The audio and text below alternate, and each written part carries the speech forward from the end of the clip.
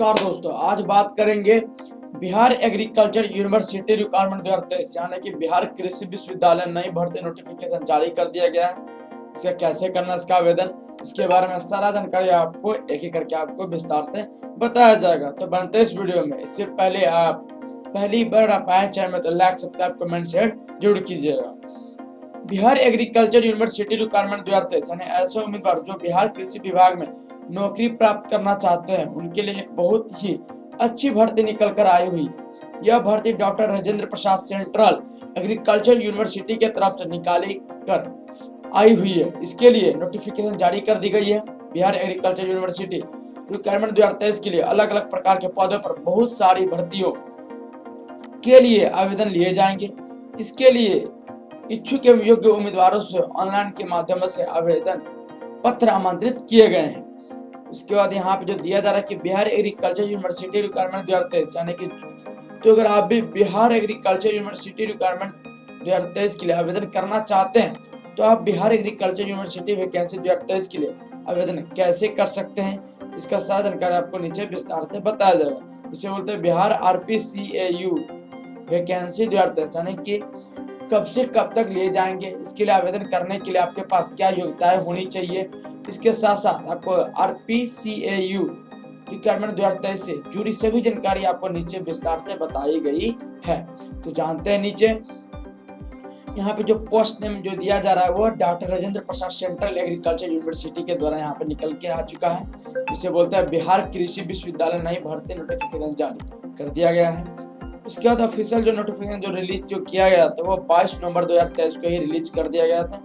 इसका जो start date है वो 22 नवंबर 2023 को स्टार्ट कर दिया गया था। उसके बाद जो लास्ट डेट है वो 12 दिसंबर 2023 तक यहाँ पे दिया जा रहा है। उसके थोड़ा सा यहाँ पे जो नीचे आप आइएगा यहाँ पे तो इम्पोर्टेंट डेट के बारे में यहाँ पे बताया जा रहा है। तो मैंने बताया इसका जो अप्लाई मोड है आपका ऑफलाइन ही रहेगा।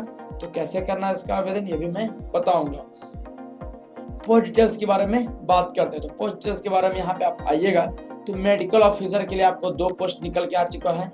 असिस्टेंट्स के लिए 4 पोस्ट और T1 यानी कि फील्ड या फार्म टेक्नीशियन इसमें 16 पोस्ट है और लोअर डिवीजन क्लर्क के लिए आपको 12 पोस्ट यानी कि टोटल आपको 34 यानी कि 34 पोस्ट यहाँ पे निकल के आ चुका है। तो बिहार एग्रीकल्चर यूनिवर्सिटी जो रिक्वायरमेंट में फॉर्म फिलअप के जो एप्लीकेशन फी कितना लगेगा इसके बारे में भी बताते हैं। तो यहाँ पे जो दिया जा रहा है यहाँ पे कैटेगरी और यहाँ पे एप्लीकेशन फी। तो अनरिजर्वेशन EWS और OBC के लिए 1000 रुपए यहाँ आपको भुगतान करने पड़ेंगे और SC ST PWD या ओमेन के लिए 1 भी रुपये भुगतान नहीं करने पड़ेंगे। पेमेंट मेथड आपका ऑनलाइन ही रहेगा।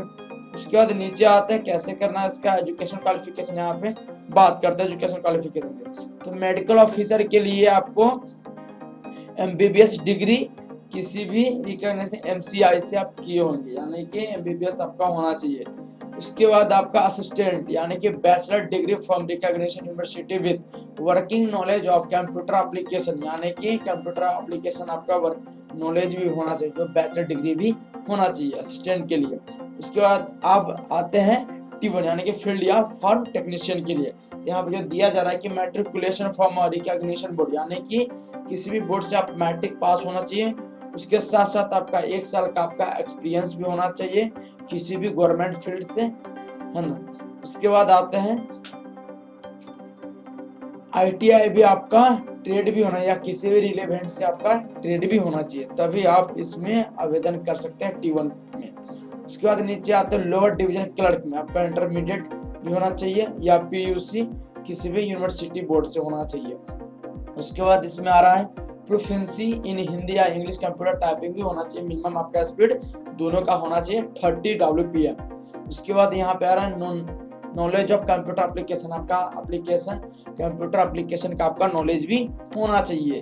उसके बाद आता है एज लिमिट के बारे में बात करते हैं। तो एज लिमिट के बारे में यहाँ पे जो दिया जा रहा है तो मेडिकल ऑफिसर के लिए 38 साल यहाँ पे रखा गया है और असिस्टेंट के लिए 30 साल रखा गया है मैक्सिमम यहाँ पे। T1 के लिए 30 ईयर, लोअर डिवीजन के लिए 30 ईयर यानी कि मैक्सिमम यहाँ पे सबका दिख गया और मिनिमम जो एज है 18 ईयर से सबका स्टार्टेड है। उसके बाद नीचे आते हैं आवेदन की प्रक्रिया कैसे करना है। तो यहाँ पे जो दिया जा रहा है कि उम्मीदवारों को विश्वविद्यालय की वेबसाइट पर उपलब्ध लिंक के माध्यम से 22/11/2023 से अंतिम तिथि से पहले यानी कि 12/12/2023 यानी कि 12 दिसंबर को 11:59 पर 59 बजे तक ऑनलाइन आवेदन पत्र जमा करना होगा और वहां दिए गए निर्देशों का पालन करना होगा। सभी प्रकार से पूर्ण रूप से भरे गए ऑनलाइन आवेदन पत्र की हार्ड कॉपी एक सील बंद लिफाफे में प्रत्येक प्रशंसा पत्र, प्रमाण पत्र, सहायक दस्तावेज की स्व स्थापित प्रतियों के साथ विधिवत स्पाइल बाउंड, हार्ड बाउंड और नियंत्रण पृष्ठ क्रमांकित जिस पर लिखा होता है पदों के लिए आवेदन पत्र और रोजगार सूचना संख्या। इसका टॉप निम्नलिखित पते पर आपको केवल पंजीकृत स्पीड पोस्ट के माध्यम से आपको पहुंचाना होगा। यहाँ पे जो ये चीज यहाँ पे दिया जा रहा है, यहाँ पे आपको ये एड्रेस आपको यहाँ पे डालना होगा वो चीज। उसके बाद यहाँ पे इम्पोर्टेंट नोट यहाँ पे दिया है कि candidate send the hard copy the application from VIS speed post या रजिस्टर्ड पोस्ट ओनली, यहाँ पे दिया जा रहा है। उसके बाद यहाँ कैसे करना है इसका आवेदन, इसके बारे में भी जानते हैं। यहाँ पे आप आइएगा, यहाँ पे मैंने बता दे रहा हूँ कैसे करना। तो आप मैंने लिंक डिस्क्रिप्शन में डाल दूंगा, तो वहां से आप देख सकते हैं। तो आप यहाँ पे आइएगा doctor Rajendra Prasad central agriculture university में। तो यहाँ पे आप क्लिक हियर टू रजिस्टर्ड पे आपको क्लिक करना होगा। रजिस्टर्ड करने के बाद यहाँ पे आप किस पोस्ट के लिए, मेडिकल ऑफिसर, असिस्टेंट या लोअर डिवीजन क्लर्क या T1 के लिए आप कर रहे हैं, किसी भी आप अगर मेडिकल ऑफिसर के लिए आप कर रहे हैं, यहाँ पे user name, applicant name, password, repeat password यहाँ पे डालना होगा, मोबाइल नंबर और ईमेल एड्रेस। उसको रजिस्टर्ड अकाउंट करके उसके आगे पढ़ के आपको करना होगा। उसके बाद फॉर्म निकालने के बाद, सारा चीज करने के बाद आपको वो फॉर्म को आपको इस पते पर भेजना होगा। मैंने अभी बताया किस पते पर आपको भेजना होगा, यहाँ पे दिया जा रहा है। स्पीड पोस्ट के माध्यम से या पोस्ट के माध्यम से आप यहाँ पे भेज सकते हैं।